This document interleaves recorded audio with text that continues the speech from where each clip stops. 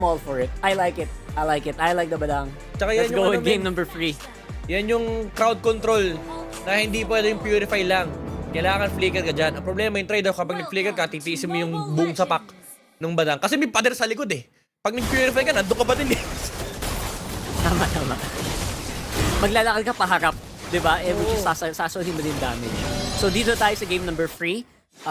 Predict nyo na kung sino tingin nyo manalo, sino tingin nyo lumamang doon sa draft natin. Because I would say Evo's Holy sabayan lang. Sabayan lang sila sa draft. Hindi na sila masyadong overthink. Deposit still back onto this Vexana. Aray, nabigyan. Ayun, Magbibigyan dito sa early game. Nagalit si Haskill. Sabi niya, ikaw kanina ka pa nagluluwi. Ang kulit mo ako paluwi ako. Yan. One of the scariest heroes na mapunta sa kamay ni Ezekiel is sa mga players na kaya makipagsabayan sa Loyi ni Super Friends and ni Sanji.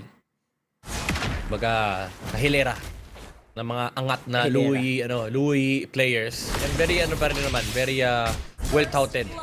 Ang uy, ayun lang, nabigyan. Ako po, nabigyan si Aaron Chiki sa may top lane. First blood! Nabigyan, boss. Nabigyan. Sa lahat ng hindi ko ina-expect, yun yung hindi ko ina-expect. Kasi si Aaron Shiki, pag nag-Granger, maingat yan eh. Madulas at maingat yan eh. Oh, man. The untouchable nga tawag dyan eh.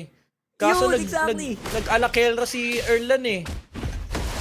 Sabi Ayun niya, lang. pag Kelra kasi, kaya patayin si Aaron Chiki daw eh. Ayun, Kelra gameplay.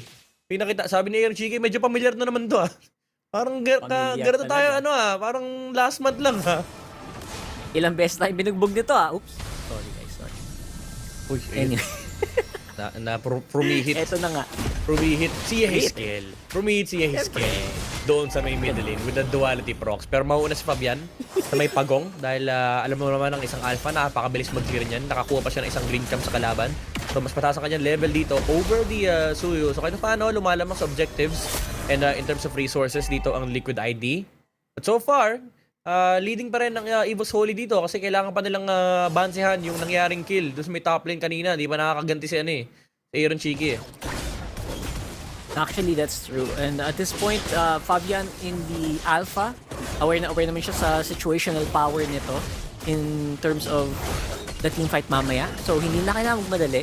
They just need to rush those levels like as usual naman. And they just need to wait for a good setup from Weedy. So, right now, I think more on yung pressure mas napunta sa Evo's Holy to make a play happen no, Midnight. Kasi, hindi kailangan magmadali ng TLID din dito. Ayun. Ayan na nga. I mean, di nila kailangan magmadali, pero nagmamadali sila. Kasi sabi nila, mas maganda tempo nung natin. Alpha Granger to eh. Kumbaga parang Nolan Harrit to eh. Pagdating ng mid-game, palag to eh. Laban kung laban. And si Aran dito, iipitin nila si Reggie. Nandoon yung pader. Ni Reggie, napakaraming pader dito sa may baba. Ayun, ang hirap patayin. Ang hirap patayin ng isang sustain badang kasi nakakatakot pumasok sa torre. And mabibigyan pa ata dito si Aran. May pader na naman. Akala mo may grab din pero may after the guard siya mula kay Weedy sa may badang likuran. And si Aran, pumasok sa loob ng torre, mapapatay siya. Nung badang, Reggie takes that kill. Pero may counter trade naman. Ivan has fallen down. Pero susunod din naman sa Fabian. 2-for-2 exchange between these two teams. Pero di pa tatapos ang Team Liquid ID kasi nakikita nila pulahan dito si Albert at pati na rin si Deposit. Pero nandoon naman yung mobility ni Albert para makalayo. Si Deposit dito, natutuksong kumuha ng extra minions pero nakaharang dito si Weedy. Ang perfect sana start na yun for Evo's Holy sa totoo lang. Pero yung medyo pinilit pa nilang ilaban sa dulo, doon na ako napa-question mark eh. At the same time, good performance mula sa TLID to recognize na okay, hindi na kailangan mag-full on tower dive. Pero tama yung sinabi ni Midnight, guys. Kitang-kita mo ang hirap patayin ng badang. Kasi ano to eh, ang build nito guys, full tank badang kasi. As in yung damage niya, medyo secondary na lang pag ganito yung situation eh. Pero mamaya, lalo kukunat pa yan. May mga hero kasi sa ML na bawal i-dive sa torre. Isa yan si Badang. Oo. Kasi kapag nakuha mo yung yung agro ng torre, tapos kinulong ka sa pader, flicker ka talaga. Pag wala kang flicker, dasal. Oh, nakuha ni Albert! Celebratory lang yung ginawa niya. Si Eskiel dito, tutumba na ba? Unang tutumba rin si Ivan, pero sumunod na rin naman si Eskiel. Reggie, falling pretty low. Fabian, umahabol, pero tinamaan siya ni Aran. Nadamay si Billian. Si Reggie dito, pero si Aran, pumasok pa na naman sa ilalim ng torre. Flicker out mula kay Deposit, the outplay. Once again from Evo's Holy against Team Liquid ID. Fabian naiwan mag-isa, 2v1 situation. 2v1 na naman, sabi ni Fabian. Albert, pwede ba 1v1 lang? Kaya nga eh, as in lugi talaga. As in, ang gulang ni Kuya. Yun ang masabi ko dito, kuyang-kuya mode. Etong si Boss Albert dito and maximizing that sunod-sunod na outplay ginagawa dito ni Albert. Aside from that, retry steal, and nakadali pa siya ng kills. And not to mention the push on the bottom side of the map, which is why napantay pa rin ng Evo's Holy kahit medyo bugbog sila kanina, and nabawi nila just because of the performance of Albert dito sa suyo na to. First kill retry, men. Silip retry lang. Kumbaga, sinulot. Sinulot ni Albert ang totoong retry. yung dito mamage ni retry lang. Mala Kyrie yung galaw. Daya. Natutunan niya kasi kay Kyrie yan eh. Ilang Oo taon nga niya eh. kasama yan eh. Sabi niya, ganito Rometry still eh. Dapat pogi moves. Yung maganda damage, silip lang, tas retry. And nagulat si Fabian eh, kasi wala namang suyo dun kanina, tapos biglang pagpikit niya, alam mo yung yung isang pikit lang na mabilis, biglang may suyo na sa harap niya. Tsaka yun talaga yung, di ba, Midnight, the suyo advantage talaga yun. Kahit na i-adjust mo yan, i-nerf mo yan, the fact na you have a really big number behind your server is lamang ka talaga sa retry. Oo. Kahit pa sabihin natin nilagyan ng cap yan, masakit pa rin. Yung initial na bagsak nung sa Soul Saver. Ang hirap din kasing ang hirap din na insertan ng retry kung kalaban ka kasi parang ewan ko daming text niyan eh. Basta maraming oy, yun lang nahuli ni Ivan dito. Si Fabian apat na gadget para may counter set pero nakapag-flick out din naman si Ivan dito. Team Liquid ID, humaharap pa sila, lumalabang pa sila, buhay pa si Ivan. Unang tutumba si Widdy pero sumunod na rin naman si Ivan pero tutumba rin si Aran. Napasobra ata ng counter engage ito ng Team Liquid ID. Kinulang sila ng damage and pinagsasapak sila. Pinagsasapak sila dito ng badang. The Badang advantage, the Badang diff. Ramdam nyo na guys, kitang-kita nyo na yung effectivity ni Badang, especially pag perfect yung setup niya sa teamfight. Ang laki ng difference talaga and hindi na nakapalag, hindi na naka-counterplay yung TLID once nagawa yung set na yun. Yung tulak yung tulak na nakaka-bad trip na kung ikaw sa Fabian, yung pag natulak ka, hindi tatama yung second skill mo. Nakaka-bad trip. Hirap gumalaw? Oo. As in, Parang 10 bulilyaso plano eh. So, yung technically, hindi naman 10 bits yung damage mo, pero 10 bits yung pwesto. So, parang yung damage mo, dapat tatama, hindi tumama. Wala, ganun talaga. Actually, yung maganda, i-force kaya mag-repo. Here we go! Naku po, sinalubong nila! Si Erlan! Nakatakbo yung Iritel, pero may implosion sa may batang likuran na pahamak si Yaeskel! And binagsakan siya ng Eternal Guard! And Yaeskel will fall down. Yung diversion pa, nagpasama dito sa Liquid ID. Albert naghaharap ng potential target dito sa may batang likuran. And si Aran, sinusubukan labanan yung harapan. Pero nandun yung tulak mula kay Ivan, pero makukuha niya naman yung kill. And si Erlan, naatang susunod flicker sa pack, pero tinulak siya papalik! Ni Reggie! Hindi niya nakuha yung kill! Kay Erlan, outplay pa! Yung Iritel ay nabuhay pa! Isang malupit pala impaktong tulak mula kay Reggie, Badang wins games! The outplay of the outplay! Oh my goodness. Itong si Reggie nakakagulat. Hindi ko alam kung performance ba niya or talaga yung hero niya. Pero it really does make a big difference. Kahit na feeling mo lugi na sila, may biglang lumalabas sa pader Midnight. Yung sinasabi ko sa'yo, 10 bits production eh. Hindi bitin yung damage bitin yung pwesto. Sasapakin na lang, men. Ang problema kasi walang passive. Si Aran nun, kaya flinikan niya.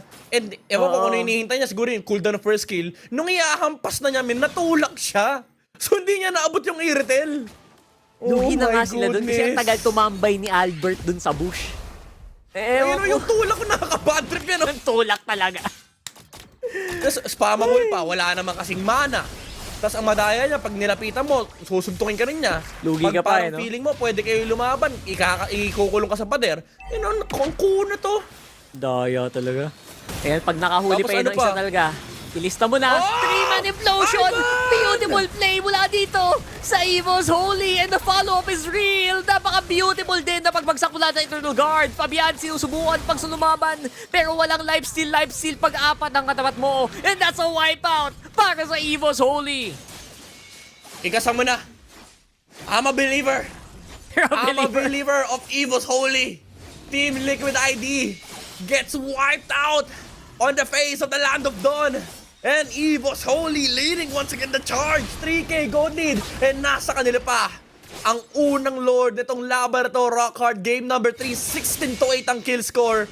I will ask you again, everybody na nanonood dito sa Filipino broadcast, sinong nakaisip na mangyayari to? Evo's Holy making it work against the world number 2. Ibang level ng... Ewan ko halatang praktisado sila. Hindi ito basta-bastang pinik lang. alam mo yung, he really knows the role that the Badang has to play. So Reggie definitely one of the, nagmumukha siyang talagang MVP player dito. Pero siya, obviously good set by Ivan, di ba? Pero yun nga sabi mo, it's not always about the set eh. It's about knowing the role na kayang gawin ng hero mo. Oo. Kasi sabi ni Ivan, kailangan mauna ako. Kanina ka pa binibigyan si Weedy eh. Kasi pag nabigyan ko yung Team Liquid ID, matik isa na lang babagsakan ng Avatar of the Guardian. Ang problema, pag nagdikit-dikit pa yung Liquid ID, sama-sama silang susuntukin ng Badang. And ganun yung nangyari kanina. Ni isa sa kanila walang nakagalaw. Wala. Hindi nga nagtimpla ng kapit, nagsamgyup men eh. Ay, bawal pala sa kanila yun. Bawal yan. Wait night. Bawal pala sa kanila yun. Bawal sa kanila yun. Basta, gets nyo na yun. Alam nyo na yun. Nag-unli. Nag-eat all you can, men. Nag-kimchi, kahit wala namang kimchi sa kanila. Unli kimchi. Kasi pag sinuntok ka, alam mo, implosion, suntok ng Badang, eternal guard, kamay. Galaw-galaw. Tapos may mini stun pa yung Suyu. Pag-gising mo, men, M8 na eh. Partida, naka-purify pa si Ezekiel tsaka si Aaron Chicken yan. Oh my God. Di ko na alam kung ano nangyayari. Ano bang kinain ng Evo's Holy? Ano bang pwesto nila nung natulog sila? Anong klaseng unan? Yung kumot, yung kutsyon? Malamig ba yung shower? Mainit? Lahat ata ng kailangan nilang gawin, ginawa nila eh. Baka lumamang sa 3-in-1. Baka mas maganda yung 3-in-1 nila. Tama. Sa bagay. Maganda timpla. Maganda timpla. Ayun na nga. Totoo yan. I agree. Conceal. Ivan. Ayun na, naispan sila ni Aran. Hindi tumama, walang pader na lumabas, pero important pa rin yun nagamit na yung conceal. So baka may konting window dito para mag-counterplay yung TLID right after that. Pero sabi nga natin kanina, I think na yung 6,000 gold din na yan, hindi din biro. Medyo mas makunat si Ivan dito, and si Erlan hindi din malapitan. Kanina pa nitong TLID. Si Erlan, di malapitan. Dapat sa malapitan yan eh, kaso di malapitan. Tropa ko yun men, si Erlan di malapitan. Erlan, di malapitan. Kumakanta na eh. Si Erlan di malapitan. Itong Liquid ID, may sound trip na sila mamaya eh. Si Erlan, di malapitan. Kasi, sabi na ni Aran, abot ko na eh. Abot ko na yung pangarap ko kaso tinulak ako nung Badang eh. What if yun yung gawin yung title, no? Sa Indo. Erlan, ang di malapitan. Ito na yung bagong untouchable. Yung untouchable, tinagalog na lang. Kinuha yung title. Oy, pag nagawa niya yun dito, zero deaths, boy. Zero deaths. Zero deaths, si Iritel, men. Hindi pa makalapit. Hindi lang si Erlan yung di malapitan, pati yung Lord. Hindi kaya lapitan. Partida may luwi yan ah. Yun nga eh. Well, in fairness, I would say, tinamaan na ba yung confidence nila dito, Midnight? Hindi sila makagawa ng backdoor play or like surprise play sa likod kasi feeling nila lugi sila or something? I don't know. Ano tingin mo? Feeling ko frustrated sila sa Badang. Frustrated sa Badang. Kasi sa totoo lang kaya ko intindihin yung Tigreal. Na parang di ka magda-diversion. Pero pwede kasi gumawa ng mga outplay sa mga Lord Pit kung saan pwede kang, kunwari, i-bait mo yung Gatot Kacha sa harap. Padala ka lang ng isa. Oo. Diba? Padala may Alpha or kung sino mang gusto sumama sa trip niya. Siguro si Aran, sama siya. Pero wala nangyayari kasi every single play na ginawa ng Liquid ID, they were met with Ivan and Reggie. Itong duo combo na to, yung talagang walang galawang jutsu na combo mula sa Evo's Holy. Ayan, walang galawan. Ayun, buti si Aran nakagalaw. Ayun, kaso, napasama yung talon! Dumobra! Doon sa may bandang likuran, doon pala si Aran! Yung Liquid ID, ito na ata ang katapusan. Evo's Holy! Taking down the tower in the top lane and in the middle lane. Susunod na yung bottom lane and si Reggie dito naghaharap na naman ng susuntukin. Liquid ID using 4 heroes para mapadumay yung Badang pero napakakunat ni Badang! And si Fabian dito naiwan sa may bandang likuran! Mapapatay niya si Reggie pero tutumba rin naman si Fabian! And sunod-sunod nang bumabagsak ang membro ng Liquid ID Implosion mula kay Tigreal. 4 members out for Liquid ID and Evo's Holy! Winning the series 2-1! Holy moly, what just happened?